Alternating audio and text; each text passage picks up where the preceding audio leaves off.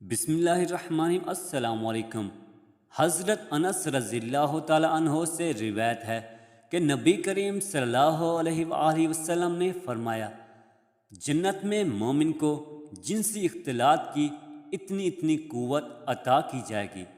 عرض کیا گیا، یا رسول اللہ صلی اللہ علیہ وآلہ وسلم، کیا ایک مرد اتنی عورتوں سے جنسی اختلاط یعنی مباشرت کی طاقت رکھے گا؟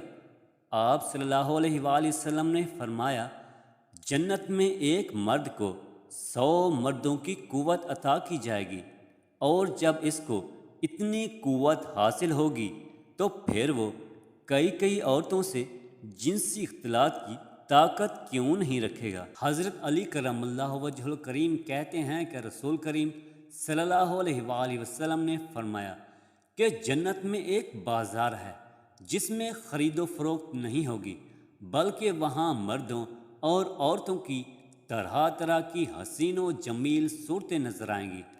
جو شخص خواہ مرد ہو یا عورت وہاں جس صورت کو پسند کرے گا اس میں سما جائے گا اور اسی پسندیدہ شکل و صورت اختیار کرے گا، جیسا کہ جن اور فرشتے دنیا میں جس شکل و صورت میں چاہتے ہیں ظاہر ہوتے ہیں۔